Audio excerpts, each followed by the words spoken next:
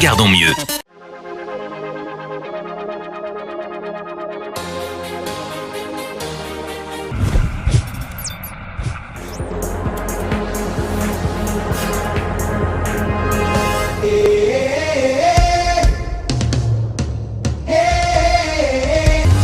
Today, I'm hungry and I'm ready for change. And now it's time to help someone. Voilà, merci beaucoup Bandeko Balandi à Global Congo Vision, GKV Télévision depuis ville ya Mbanzangungu.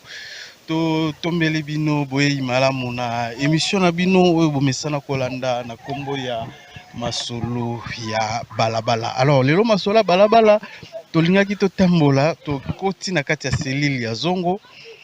Tolinga kotambola to solola na ba téléspectateurs na biso na ba bato bafandaka na kati ya selile ya zongo bameke mpe ko expliquer biso par rapport comment bavivaka koto oyo ba difficulté nini bazalaka nango, surtout tozotala bisika na telemi na se na ngai so totali nzela eza susu eza penza malamu te, nzela esili kobukana.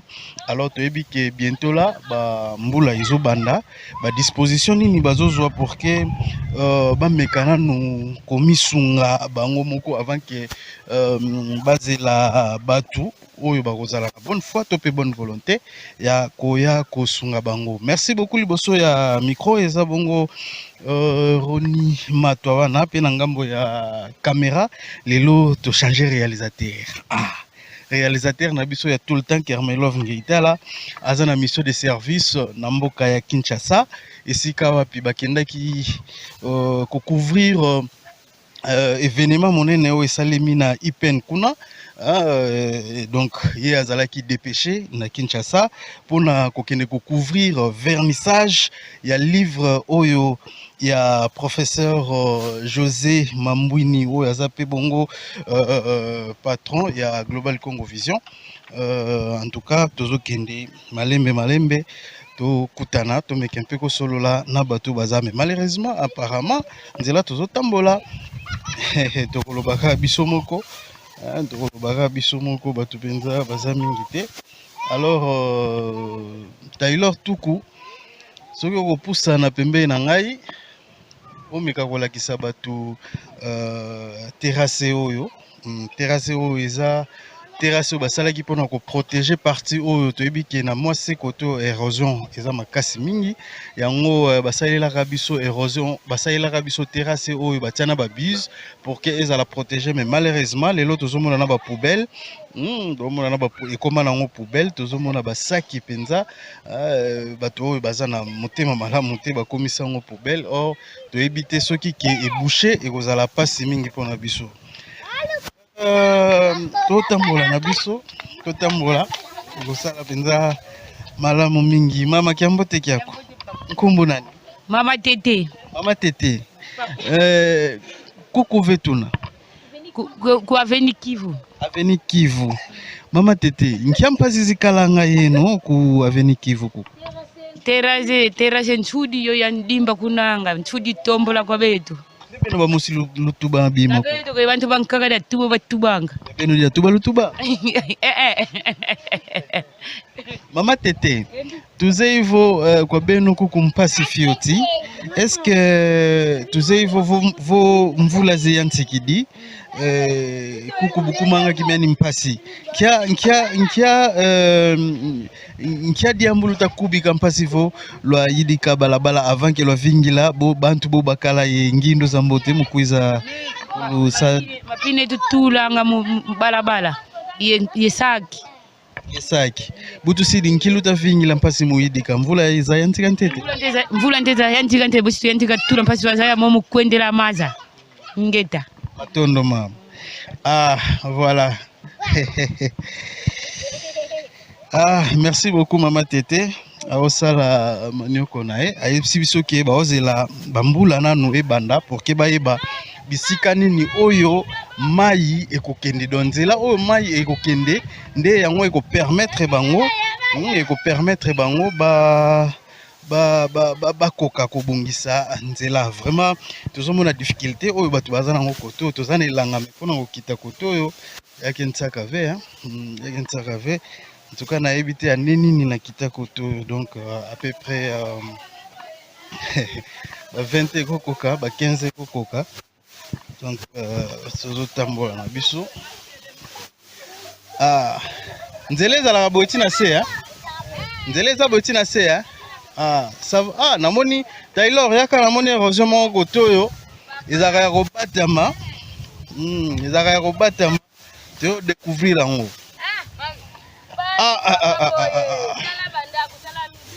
vraiment namoni érosion oyo ebike nayeba yango te ekendaka kaka. Mama bonjour. Bonjour papa. Kombo nani? Comme na Jocelyne. Mama Jocelyne, tomoni ofandi awa, est-ce que ça risque te pona? Papa ça risque makasi. Tana bebe nanga kutu soka bimi libanda na banga kama makasi papa. Sikoyo érosion oyo ekendaka kaka timgola lelo to ese calme non? Papa gonga pesu na zanga mupaya na yebite. Ekendaka soki bambule beti ewulumuki. Soki mbule beti ewulumuki. Sikoyo ndenge boza boye décision nini o bozwaka bosalaka ndenge nini parce que kotala déjà érosion au place komi na bandako oyo eza penza eza ya kokangana bozomona risque wana te. Est-ce que bosalaka ndenge nini mpona ko se protéger? Soki mbule ezobeta tokotaka na kati ya ndako ye nzambe abatelaka biso kana bango mikonzi batala biso terrasse liyenga oyo papa terrasse liyenga biso bato na kati na bana risque makasi. Mais tomoni pe terrasse wana bato babwaki ba matiti na kati. Est-ce que bino mo pe bobwaka?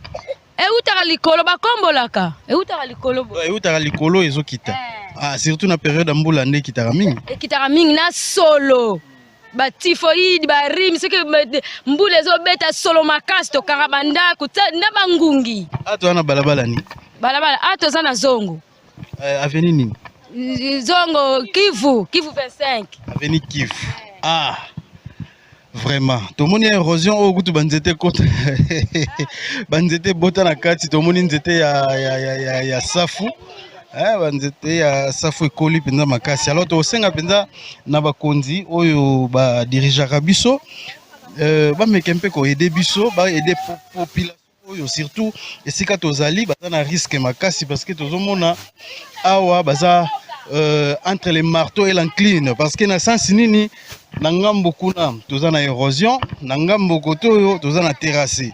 Alors tozomona terrasse oyo eza vraiment très sale. Or eza bina malamu te pona santé ya population oyo baza nzinga ya balabala oyo na avenue Kivu précisément na cellule ya Zongo. Donc tozo continuer na biso tozo continuer kokita Taylor koto fo mayela sino te tokobambana.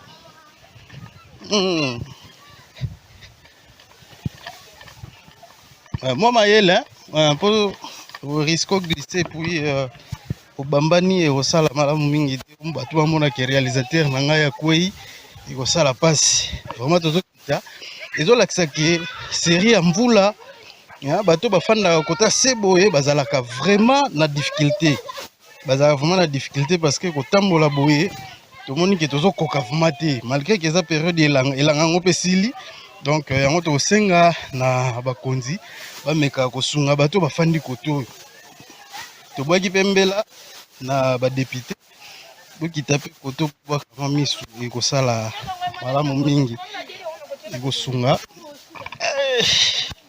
Mama mbote omoni mama ngo Taylor mama mbote papa kombo na Grâce biso totambola na biso tokiti na avenue Kivu tomoni terrasse bukani bovivande ni koto na période mbula koto tovivaka boye bakonzi batela biso sike bukana kala bazula biso solution te toyebi te bango batiki biso ka boye tala ndenge ekomi bino moko vraiment botala boye eza bien te bandako sombula ebeti makasi bandako fo ekweya donc bakonzi balukela biso solution partout nyonso babongisa yango batonga yango ata kotonga pamba.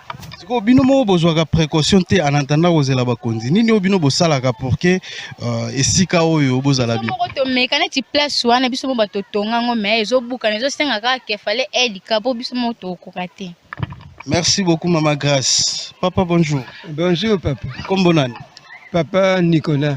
Papa Nicolas, lelo tobeti tour na avenue Kivu. Tozolakisa bato koma avenue Kivu ezali. Tomoni ki avenue Kivu eza ya kobeba parce que totali nzela eza na malamu te et puis totali na sima koto érosion ezali et puis terrassé esalemi odo terrassé ezalaka déjà batonga mais ebebi ebukani alors nini okoki koloba na bakonzi o batalaka biso? Vraiment na sepeli mingi pona liyebisi na yo mais nalingi te ke bakunzi batala makambo ya tracé soki basali boye te awa tokotiola etikali nango moko tokotiola basalisa biso batala biso bien. Bino mo mpe bosalaka pe salongo koto biso mpe tosalaka salongo ya makasi tala na basalongo tosalaka mwa ndambo oyo biso moko tosala. Merci beaucoup. Na koti oyo nyonso tokoka te mosaleleki mingi neti boye tomoni ebukani vraiment makasi donc oyo ezosenga il faut vraiment intervenir mpona kosunga bato baza parce que soki oyo nyonso ebukani érosion wana ekosangana kote oyo et puis ekozala catastrophe mpona paisible population oyo bafandi awa. Merci beaucoup Papa Nicolas. Biso to continue na biso. Ah Taylor kuna deya na rataki bord kote oyo espérons que tokotambola na biso malamu mingi.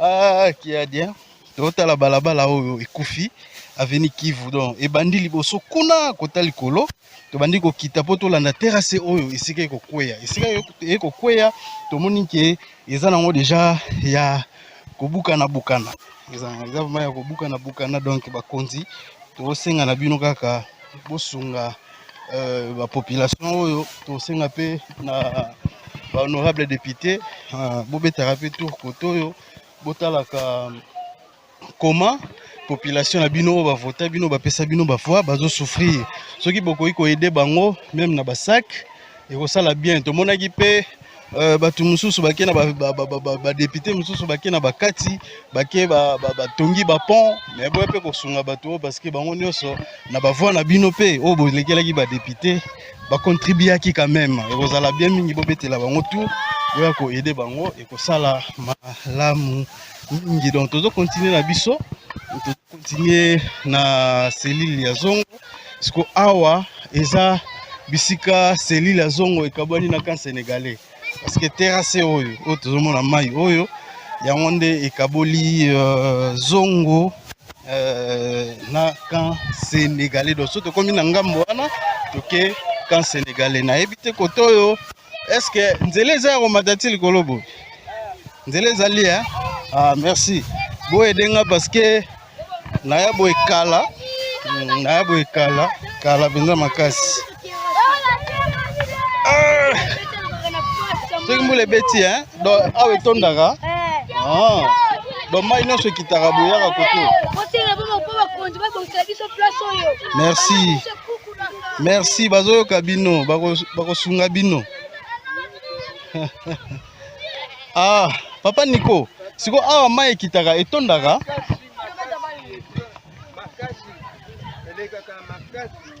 leka boye Papa Nico expliquer biso nano siko awa mai eutaka likolo ya kovandaka mai eutaka likolo mai eutaka likolo bipai nyonso mibale kote oyo mai awa soki esangani ekomi mpenza likolo ebale donc tomonaka mpasi mpona likambo etali mai siko awa difficulté na bino mpenza ezalaka nini kaka terrasse oyo ya na biloko mosusu esalaka bino mpasi yango kaka toza na mpasi mosusu te mpona batrace ya mabe toza na mpasi makasi yango kaka. Merci beaucoup.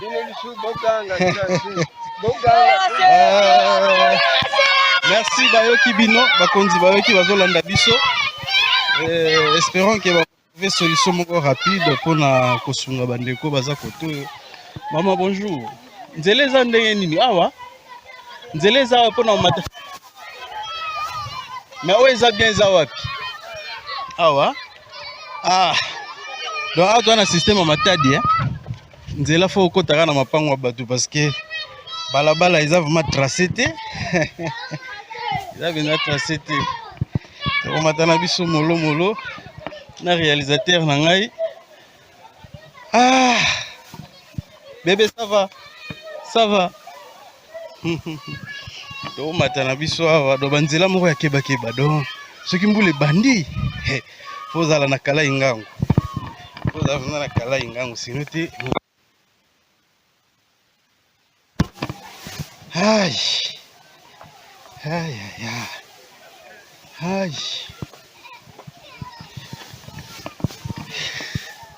Ça va, Rolanda Bissoté.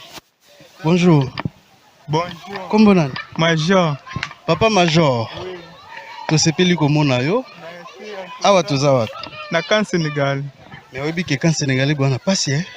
Passé vraiment donc pas montagne, passé kakeza. Ba montagne eza nango normal mais nzela ezate. Bon, talaka. Alors, difficulté nini bozalaka nango koto? Par rapport à nini? Par rapport ne bo vivaka boye, difficulté nini bozalaka nango? Bozana bino na difficulté te. Mai ezalaka nango. Régie des eaux ezali, courant ezali. Même pendant que temps la période de moula vous en difficulté. Ok, merci beaucoup. Tosepeli. Taylor, frappe hein. Maman bonjour. Maman, on a tout solo là. Mon mambo mon katukambati. Aïe. To mata malembe. Donc toyebi ke kala benza na ya kote oyo na bungi na ngai tokota wapi nzela wapi yango wapi bon o nzela te hein donc nzela eza nango te todébrouiller na mapango ya bato ai bonjour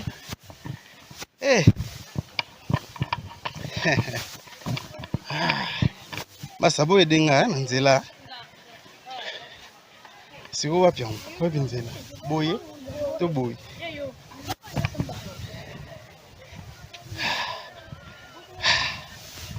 Voilà. Tokoti sikoyo na kan Sénégalais. Toti avenue Kivu na selile ya Zongo. Maintenant, toye na kan Sénégalais. Depuis la case sénégalais, tu me dis que solola na bandeko oyo baza na case sénégalais awa ba meka ko expliquer biso difficulté nini oyo bango bazalaka nango surtout na ba période ya mvula nzelo eza passé hein ngomba oyo donc eza bien comme ça biso baza mabumu tout qui tsa moi Grèce. Ils appellent un cadre de physique kaka. Tout ça la physique. Tout qui était sa Grèce. Merci beaucoup na ba autorité nyonso ya mboka o bazolanda biso. Merci na mfumu ate. Tozola kisao kaka difficulté o population na yo baza nango. Peut-être bisika mususu bino bokomaka te. Biso to zo sungana nu tokoma to la Sabino ba difficulté oyo population baza nango donc na solola na mama oyo aza pembeni na ngai atuna yena no mituna par rapport ya kan sénégalais ba vivaka ndenge nini. Bonsoir. Bonsoir papa. Mama komona? Suzy. Mama Suzy. Tozo tambola, touti zongo tobimi siko kan sénégalais. Tolingi toyeba ba difficulté ni bozala nango koto. Koto. Bon, difficulté des fois mai zobimate, ça me colle belé, il y a des fois peu courant peu, donc il vend à peine stabilité. Côté sécurité, ils en ont kimia. Sécurité bon, nana mwana nga mabe te me bato balobaka bakotelaki biso basalaki boye ouais. Alors tozomona mbula ezoya, est-ce que botambolaka na bino bien na période ya mbula? Bon totambolaka un peu donc nakobaka bien kate parce que mai poto et tout c'est ça. Est-ce que bobongisa déjà parce que touti kota sekuna déjà c'est vraiment est-ce que bino bozwa déjà mo ba précaution bobongisa pour que tango mbula koya toyoka ba dégâts te ke onda koyaki? Bon pour le moment là na moni ata muta lobi likambo ya kobongisa te to ebite soki ba bongisa peut-être. Est-ce que chaque samedi bosala pe salon? Chef d'avenir azobelela. Bon chef d'avenir on le kaka lobaka mais na moni penalty bat basala nani salon. Merci beaucoup maman Suzy. Bébé ça va? Toleki na biso hein? Voilà. Merci beaucoup na maman Suzy parce que nga on a kantsaki alingaki akima menzoka kimaki te. Akimaki na ete azelaki biso pour que to solola na ye. Ayebisi biso koto ke bango koto sécurité za nango ayokaka kaka ke bakoteli batu ayokaka kaka mais ye moko na mona te donc côté sécurité ça va. Donc totambola tolakisa difficulté oyo population ba aza nango ya camp sénégalais oyo bafandi koto oyo to solola na bango. Oh là là. Maman bonjour. Bonjour. Kombo nani? J'ai tout. Maman j'ai tout. Awa toza. Awa toza. Na camp sénégalais. Maman j'ai tout. Na camp sénégalais bo vivre ndeni. Difficulté ni bozala nango koto. Ya bakulu na kabano mike ba ambrie biso fort na bandako. Na mai na courant passe. Bon bazala kati lelo. Ah, ya moko bazali. Il faut dénoncer bango tango boyebi pona ko éliminer ba makambo bakulu na wana. Mikolo la mbile ekotaka boye talaka bango mais bazwaka bango te. Mais à part wana kimi ezali par rapport ndenge ezalaki. Kimi ezali pena. Alors maman j'ai tout. Toyebi ke bambula ezobanda quand sénégalais touti kota se nzela ezate poto bima boto koti na mapango ya bato. Est-ce que bozo bongisaka déjà pona ko éviter mabe e yata ngombule obanda? To bongisa ndenge ni wana eza leta fa ko bongisela biso koto ko biso moto okoka te fo leta nde uswati ba député nde basalaka bayaka su koto bazonga babongisa banzela. Est-ce que bozo sala salongo? Eza kutu te. Ah, sikoyo nini osenga na bakonzi par rapport à ba difficulté obino boza nango koto? Babongisela biso ka banzela. Ma yebima nango très bien. Ebimaka nango. Courant pezaka na problème. Ezali kitoko. Merci beaucoup maman. Toleki na biso. Merci beaucoup. Koto balobi ma ebimaka nango. Courant peza nango donc félicitations à Snell PRG des eaux parce que ba pesi témoignage moko ya bien pour na bino. Ah, ba pesi témoignage moko ya bien pour na bino. Donc bo continuer bo forcer côté bato bana ba difficulté ya mai ebonga. Courant pe ebonga et ça la bien mais ce qui peut na ba fin fond et comme raté bo sunga bango et mekempe ko koma et ça la malamu mingi na population oyo bozo servir na lotiliki topé na mai. Vraiment merci beaucoup côté wana toyoki na noté balobi ke côté o mai bimaka te balobi na soka mai bimaka mais toyebi ka ke ba délestage pe ndenge ezalaka et mon délestage ya mai et mon délestage ya courant. Maman bonjour. Bonjour. Kombo nani yo? Voilà.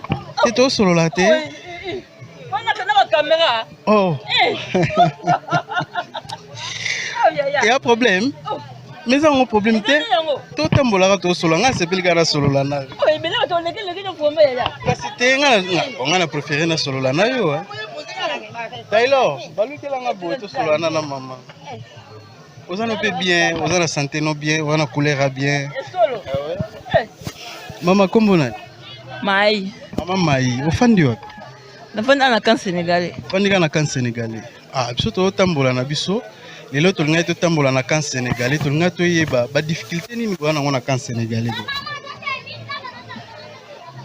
Ba difficulté za po ya neti ya ba miyibi kaka ne ba ya kotunsa bandaka batu. Yango wala. Maman ngo ezala kati lelo. Bon, et la semaine passée. Et si là, malgré ndenge toyoka ki ba policier ba kota pour nous sécuriser, mais Kouloune est si là.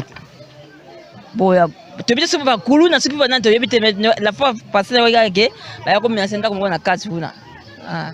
Alors, côté Maï, ça très bien. Bon, Maï, mes collègues qui passent, mais mes collègues, ça va. À part les limités. À part les limités, donc on est bien dans mon pays. Les lois sont bien lobby peut-être limité, mais côté on a calme ça nango. Alors, ni ne kokyo senga na bakonzi par rapport à la sécurité au tolo. Ba renforcer la sécurité. Ba renforcer la sécurité pour peuple ça la bien. Pour ceux qui sécurité ceux qui zate peuple moi ça la bien zate. Akoba ngo tambla na butu pour la insécurité. Donc on a sécurité. Merci beaucoup. Tout le monde qui tout le monde qui est tombé ma cité. Tombé ma cité, to bomi na biso pe to solo lika. Merci beaucoup. Awa toza na petit Wenze ya camp sénégalais. Ndana moi petit Wenze ya camp sénégalais. Tozo tambola. Toeba batu baza koto bazo vivre comment. Bonjour madame. Bonjour. Comment nani? Comment on a? Pardon? Nancy, oh ça ni? La sala A. Sala A. Ah, toza wapi? La camp Sénégal. Camp Sénégal. Olobaka na sebo. Comment ni mi côté? Ah, maman Nancy. Ça va? Ba ibi singa na kota na kati. Naleka? Bonjour maman, madame bonjour.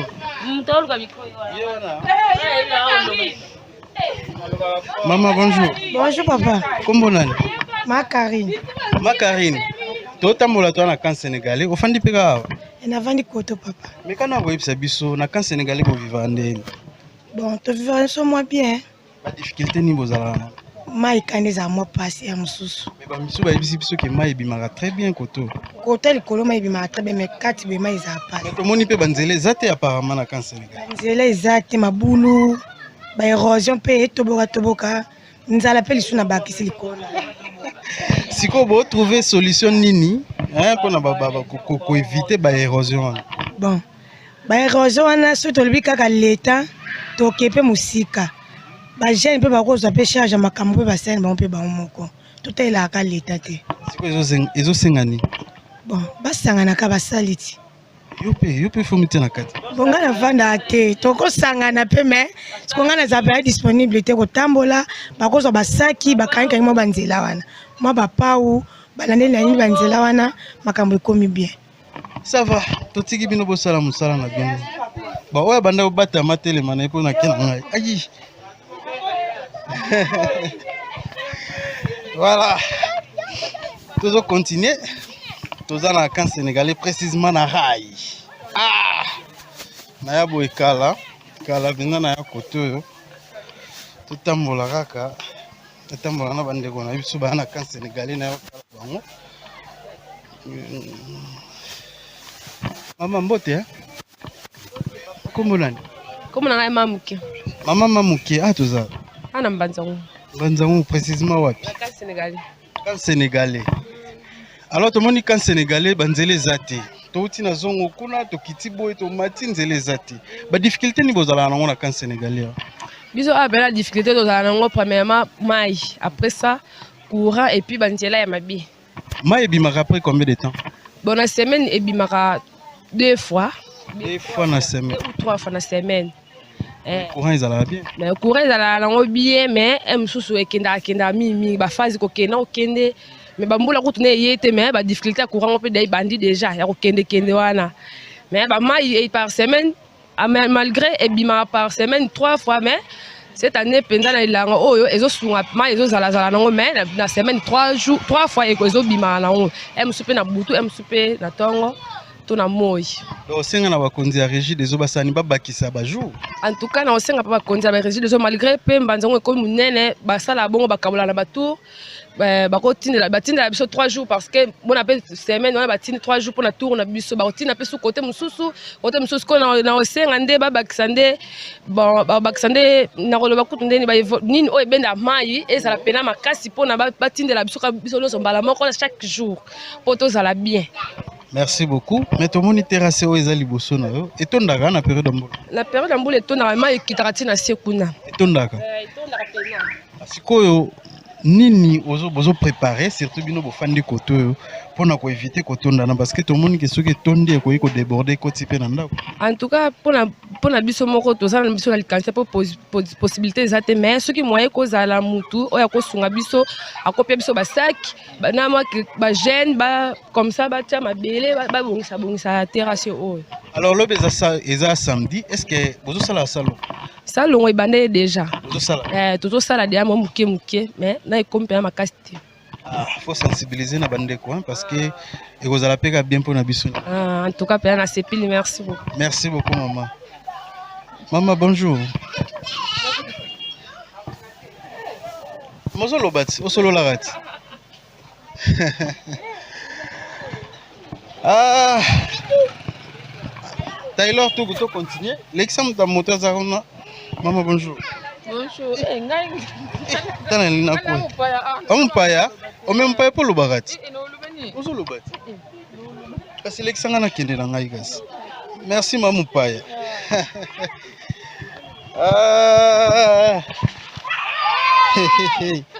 Ah tu ana rai. Donc tout ça na rai na camp sénégalais. Bomoni ke pembeni wana tellement batu pe bafandi kotoyo ba moto pe ba fofile parce que yana batu musu bafandi na kati kuna ba coopéraka kota likolo. Donc esengaka pour atambola bien il faut aya kotika batu kotoyo afuta mwa transport na yo sala malamu mingi surtout pour la population baza koto bazala enclavé te accès à transport ils ont normal malgré que nzela eza vraiment moke makasi mais bazobunda na raka. Grand prêtre bonjour. Ah babokatanga sukiti oh mama munini on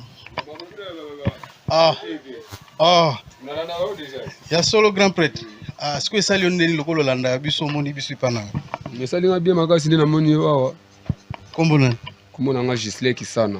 Papa Gislin. Tolingi to yeba na kan sénégalais awa ba difficulté ni bozala. Bon, a toi difficulté à part mai ma difficulté même sur la terre. Ah mai quand même de ya biso mo bosto aboye la semaine mais zo mara une fois et donc et tout ça sur ma casse. À part ça on a vraiment ici mais kulune zala a mais zala la on souté. Vraiment. Mais biso to tamboli to moni ke banzela peza te à part nzela o ya rai nzela muso ezate po to bimi nzela zongo to mati kotoyo to kembi fort bon ti koto vraiment to nsuka na chemin de fer ka Silia route le vraiment sunga so pe koto koma mo ba moto kotambola ba rai na ba rai kokota ba kan sénégalais ko mo ko faciliter biso mo moyen de transport mais daki liboso ma po to na mo chance ya ko na moto koto ki ma passe makasi. Alors to pe so chance au salon promotion ya salon na yo okata suki na combien. Bon, tu vas te 2000 francs, 1500 tu sunga bango. Bon, en tout cas, moi, tout ça, là, qui toko. Bon, comme ça a été, mais au bas, il y a un frère, biso, que salon là, Jika, qui s'en a vraiment, en tout cas, moi, bakata suki qui toko. Là, vanna ndima foka tanga suki ofele, dona zela. Fona zela batune so basi la tonde. Tenga linga yo. Esanga rendez-vous na ozonga jumu. Bon, ata lobby samedi be dimanche so ipe na sai na ngayo pe. Promotion, ça, bien merci beaucoup. Ah, salon comment on est? Ah, salon la différence. Voilà. Tout na salon la différence. Tobimi, tozo tambola na biso na kan sénégalais. Kuna to mona na musika to bangndo benga na ibte soki kombo changer mais to no benga ngoma Elise. Ma Elise kuna na se donc so to komi na période ya ilanga. Mayuane kitaka et puis limwaka tango tozonga na période mbula bomona awa même matiti nyonso bomona ya vert oyo ezala sauté ekota na kati ya mai wana donc mai oyo na bakala bato pe bakufa eboma pe bato na mai oyo yango tango bo vivre pembeni ya mai wana faut kozala vraiment prudent faut kobatela bana surtout bana oyo bazana no mwa mike faut kobatela bango donc wana kan sénégalais population ya kan sénégalais bazo présenter biso ba difficulté na bango oyo bazalaka nango koto oyo mingi bato mosusu balobi ke mai ezalaka nango bien ebimaka malgré ba délestage na ba jour mais en tout cas mai ebimaka très bien alors ils bato mosusu balobi ke ba na difficulté kaka ya mai donc oyebi ke mutu na mutu ana façon na ye mais eloko na comprendre malgré difficulté wana mais toyebi ke mai ebimaka donc côté wana problème ezate et puis babi pe ke courant ba coupure ezalaka mwa mingi toyebi ke ba konzi ba Hollanda biso toyebi ke courant partout ezalaka nango bongo ba délestage mais côté okutu apparemment délestage ezalaka te mais ezalaka nde na ba coupure rebelle moi ba coupure rebelle et puis difficulté mosusu nga na moni oyo nga moko na moni eza penza banzela eza penza pasi mingi surtout période oyo bambula ekobanda surtout côté oyo touti na avenue Kivu kuna baza penza na difficulté makasi na cadre ya masola balabala to préféraki totambola tomeka kosolola na bandeko oyo tozo kutana na bango. Bonjour maman. Bonjour. Mama kombo nani? Kombo nani? Kombo Esther. Mama Esther. Outi wapi? Na uti na kan Sénégalais. Mais tuzaka na kan Sénégalais. Ona so kan Sénégalais. OK wapi? Toke Bembe na Nkela. Ah OK, boke mboka na Bembe. Ah, ça va tourner to solo là mais le colo zano pressé to pesi autant parce que tu as déjà pourquoi OK nena. Merci. Merci beaucoup maman. Ah. To tambola to continuer na biso. Patron bonjour. Comment bonjour. Augustin. Papa Augustin, tu solo là na yo? Rien n'empêche. Au vandi côté. Navandi Kotaika. Côté Aika. Ah, do fanda côté. Navanda côté na passager. Za passager. En tout cas, nayebi kozano passager zo tambola. Selo yo moko ningo moni bato basofa na nini? Na difficulté koto. Premièrement nzela pana bango suka na bango moto attaquer jeko takate. Deuxièmement peut tokotala par rapport à la construction ba mai peut déranger bango. Courant peut ba na difficulté ya courant peut-être oeza un peu dire pana bango yango on na moni. Alors peut-être na voix ya maloba na yo yana ba konzo bazolanda biso bakoki koyoka nini oyo koki ko proposer na bango. Oyo ekozala essentiel mokonzi pe na maloba na biso akozala conscient que oui ou bien pe akoki kokita na terrain pona koya ko vivre station ya esika ekozala bien pa na ye akoya kotala nzela akoya kotala basinga courant eleka ndenge nini babalabala et surtout sur babalabala aba balabala ezate toleka na raya l'état c'est que ceux qui chemin de fer ezongi moto oleka sute biso pe ba piéton to komi na ba difficulté c'est que ceux qui ba konzi conscience c'est ça là c'est logique baya ba vivre bango moko pembeni ya rail batango ba vivre ndenge nini miliango eza ndenge nini mokolo pe bakoya balinga peza la mokolo ta ba délestage pour ba rêver pe que oui miliango o balobelaki normalement eza mabongo. Merci beaucoup totiki yo au continent nzela na yo. Merci beaucoup.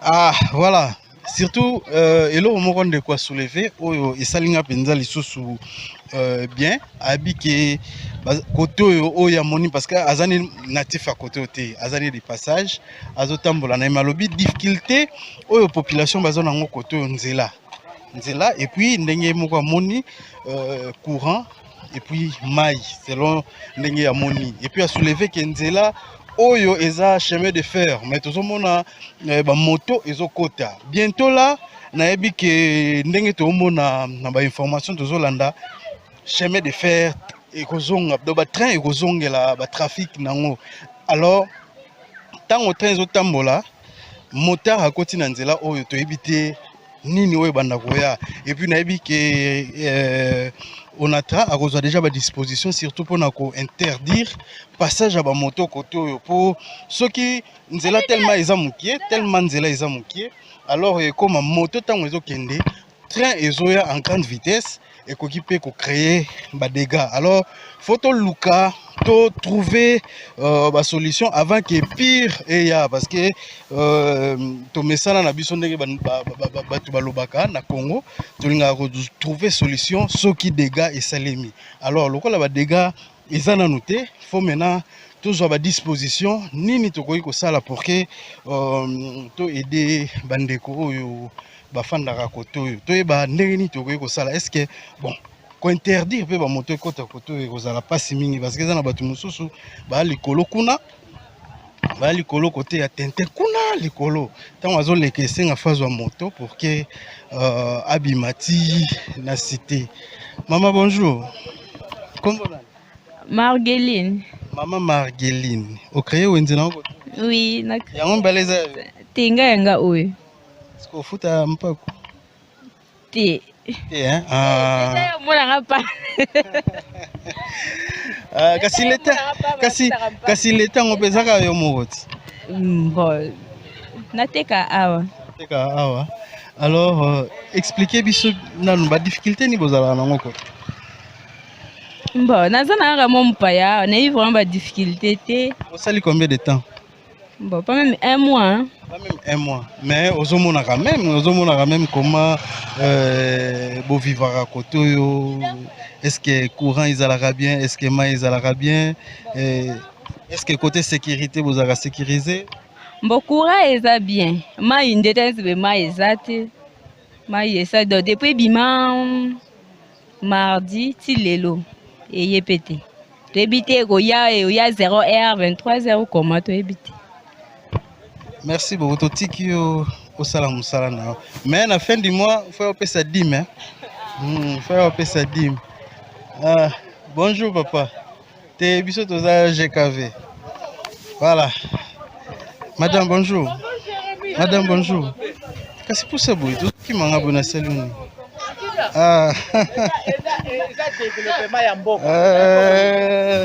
Voilà, tout ça continue. Ah, qui me zali, maître. Bonjour papa. Comment on a? Papa Hassan. Papa Hassan. Ah, Papa Hassan, tout ça tambola na zongo awa. Tu es na cellule ya kan sénégalais. Tu as des difficultés ni bozala na ngoko to. Vraiment biso koto eloko tozama moi passe ezaka makama mai. À part ozomona do papa honorable. Mais tout moni bayiba na yebite soki bayiba mais ba na nezate parce que tant ba inaugurer yango zaki na ba robinet mais robinet za sous-sauté. Ba robinet ngo ba bombaka parce que bato bayibaka. Yango bazaka na tongo ba bimisi yango ba sali totoki mai. Mais quartier za munene, il faut toza moi ba mai ebele. Na courant ezaka moi pasi koto courant komi kokoto zo moi basingezo koto moi mikolo oyo yango moi ba difficulté toza nango yango na dikamba mai na courant mais pompe publique o batia awa ezana mutu alandela. Oui eza bato ya honorable papa Ndosi bayaka moi bakoma Sébastien Ndosifa bato ana bayaka na tongo po totoka mai na tongo po biso za batabilanga na tongo totoki mai toke oka kala mingi te ba fungolango po bato bazongi bilanga bati ba robinet po ba robinet so batiki ba yibaka ngo mai eza nango mais il faut toza développement ba mai po mai esuka nango kaka awa po e mata kota likolo mai ezalaka te tokende kotoka kuna na ba koto kuna mosusu eloko tozaka nango ma difficulté yango wana. Alors par rapport à ba difficulté o lobi na biso nino koyi ko senga na bakonzi o bazolanda biso. Bon to senga epa bakonzi baza bakonzi na biso parce que kolela na biso nde tokolele pa bato moso epa bakonzo bakambaka biso na mboka na biso. Il faut ba renforcer biso mai parce que population eza mingi oyo kaka moko ekoka ba musu babundaka basona kaka okwa o ezali awa papa nani honorable Ndosi atie biso so pe musu akotiela biso likolo be musu atie kuna ekopesa biso mo facilité moye ba mikakatano ezalate. Alors tomoni batio et continue est-ce que esukaka quelque part tio ozo mona tio esuka na okaka esika bato bazana ekene musika te côté likolo tio komaka nango te ekoma te il faut pas masabiso batio ti likolo so bamati biso batio ti ekomi likolo ndeko na biso nyonso toyebi ke toza bacongolais na moke kaka tolukaka soki mai emati likolo ata tofutaka oka tofutaka courant tobundaka kaka na mwa na bapatso tozala mpe tofutaka courant toyebi ke esine ezaka na ofutela ndako eza ya kolo ndako te ya lopango te mais eza ya leta mpe alukaka mwa un plus mpo esunga mpo barobina na batio na basobaka na mbongo soki badevelope biso mpe emati likolo tokosepela mingi. Merci beaucoup, Papa Hassan. Tu sais Makas. Frère, bonjour. Bonjour. Namono kala. Nazali. Ozana ndeni boulot na ya Mbunda. Kitoko à l'aise. On a laissé orchestre on a travers étoile musique. Alors tu es na kan sénégalais to côté pe côté to nga to ba difficulté ni bozala na ngo côté. Bon, ma inde kaka papa lobi que c'est qu'il faut makambu kande bonga. Tout bungisa makambu pour ezala pena bien. Alors au senga na bakonzi ya régie des zones surtout papa sana lobi que kotoma esuka aka awa. Est-ce que possibilité ça maye matapeti likolo don ndenge bimaka awa est-ce que pression ezaka normal? Ah pression ezaka normal penate. Faut c'est que pression pena faut ya makasi. Ça va, to sepeli makasi to tikio. Voilà, en tout cas, tokosenga vraiment na régie des eaux, bakonzi ya régie des eaux, bomeka mpe ko sunga population baza koto, soki Taylor abaloli caméra tokomona banda kunenge botami. Or pompe moko o batia awa eza vraiment insuffisant pour na nombre ya population oyo ebakisami côté oyo.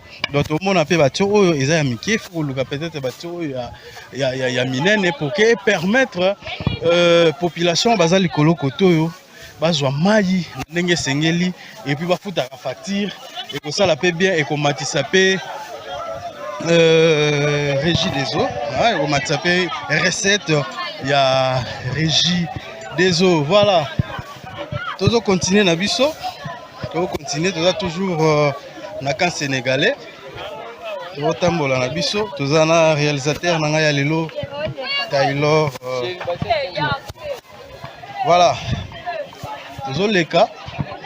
Taylor na mona to paluka boya, wenzemo ezala côté oti. Ah, maman bonjour. Comment on a? Simeon. Simeon. Ah, tu zawa. Na kan sénégalais. Na kan sénégalais do oh wenza kan sénégalais. Ezala bien. Ezala mo bien. Ah, ozoteka. Tote ya fufu. Ça va. Totiki oteka na. Ah, ambo. Do wenza mne ya koto tomoni pe ba magasin za koto. Tomoni Mama mbote hein? Mbote papa. Oza malamu hein? Naza malamu. Ah, to sepeli na yo. Awa toza wapi? Toza na wenze ya mpambu. Wenze ya mpambu na kan sénégalais. Alors awa boteka ndenge nini? Eleka ndeni ko? Bon, toteka ka maleme ndeka toteka ka. Boteka ka ba primo na bato ba na zando mne. Bon, bango kuna tokolanda bango te. Po toza batu na batu ne sika na bango basombelaka. Biso to somba cher, bamuso bazotinda patira mboka. Bato mboka na biso bato to somba na terrain. Tokoteka ndenge moko te. Parce que biso to somba na cher sikoyo. Kufazo kitate batakisasa batakaza ngulu. Bango ne baso boma biso ma to kisako pesate. Tozo teka bansu 800, 900, 700, 600 bénéfice kutezo sana ngote poka kato vanda na wenzi. Alors au fond wapi kana kan sénégalais? Na vanda kana ana kan sénégalais. Ah kana zanga. Sikoro ba difficulté ni bozala nango surtout na zanga koto lobiwana. Ba difficulté ni bozala nango koto. La difficulté zebele neti ba place à côté ki la boye mukie. Tala moi place, oza na posa osala sata mesa na yo. Mais place eza mukie. Neti boye banda awa, ti awa. Place esili.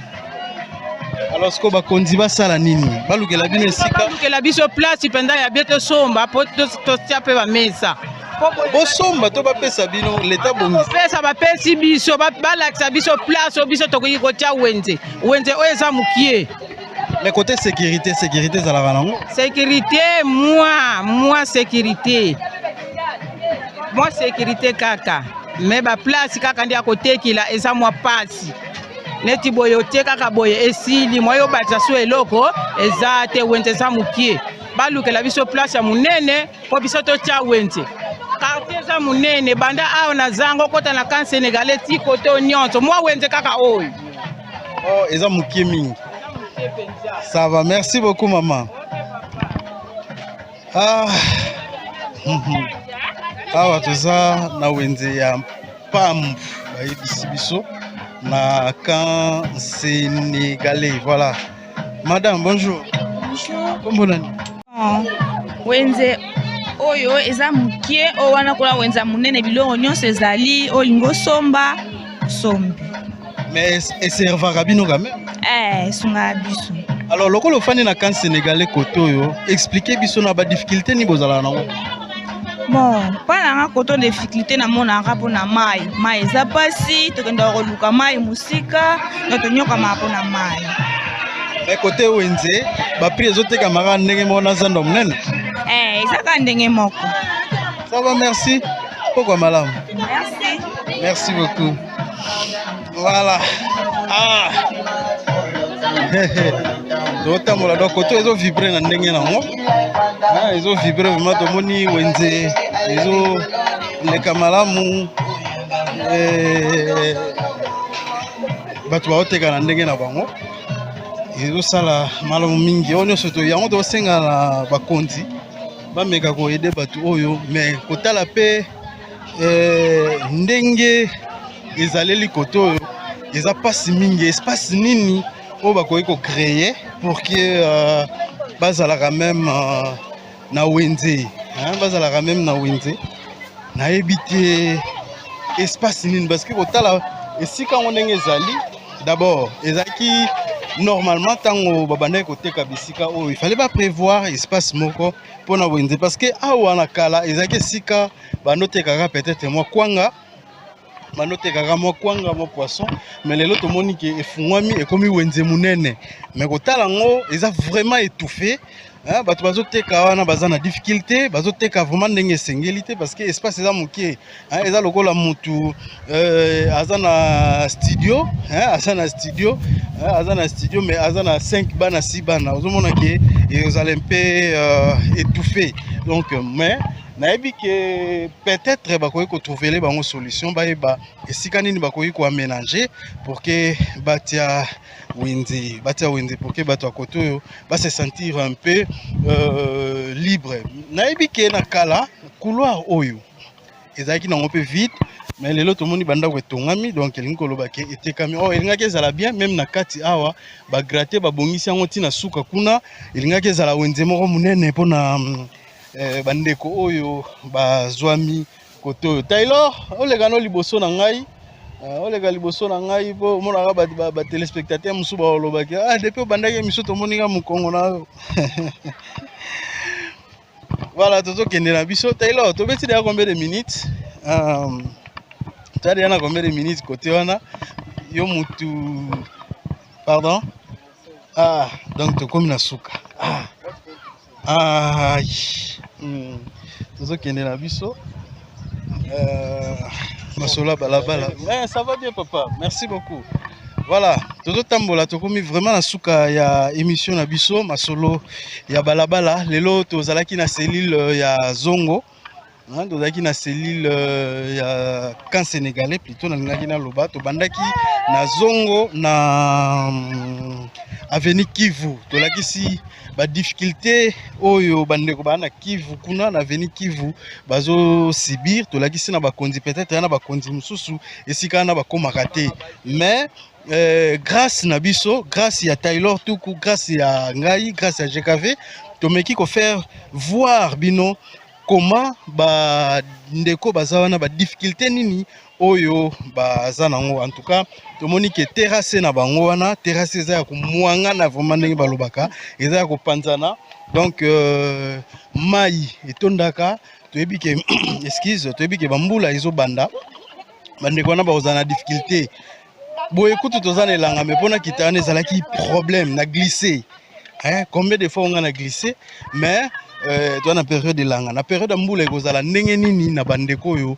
bafandi kote wana. Alors yango tosenga na bakonzi surtout boyede bango boyede bato wana tofutaka mpe mpaku na biso mo photo réclamaka mpe mpaku tofutaka mais yango na osenga na bakonzi bayeba ke Congo central ezaka ville matadité. Congo central ezaka ville bomate. Biso pe to na mbanzango to na Congo central. Soki na matadi ba osala nzela, biso pe na mbanzango fo basala nzela. Soki na mwanda ba osala banzela, biso pe na mbanzango fo to sala nzela parce que ba paisible population baza awa, ba paisible citoyen baza awa, ba futaka mpako. Il faut ba bénéficier ka pe na ba mpako bango ba futaka, ba bénéficier neti bato baza wana na se wana.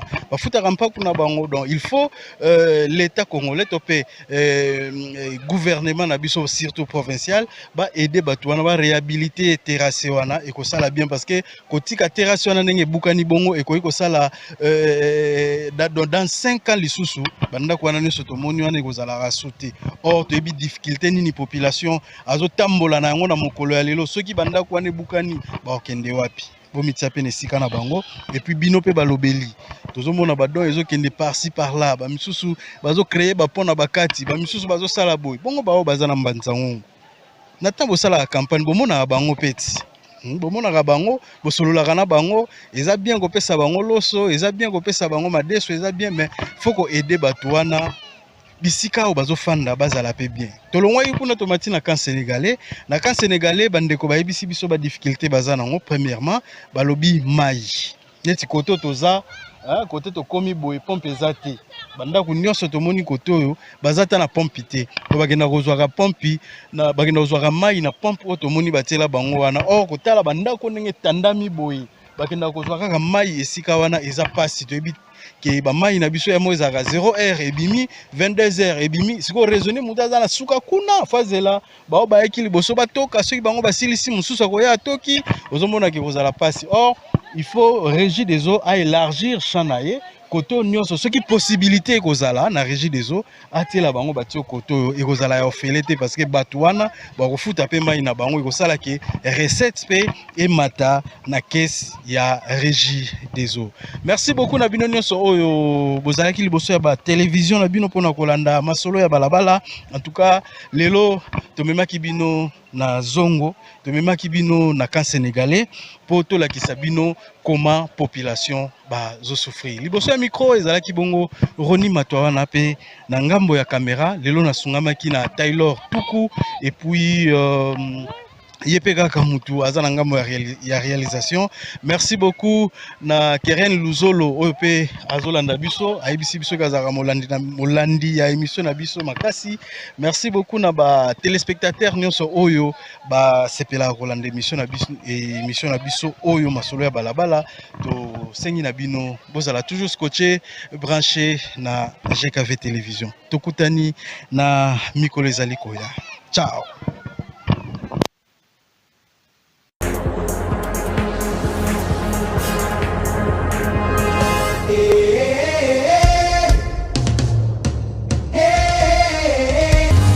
Today, I'm hungry and I'm ready for change.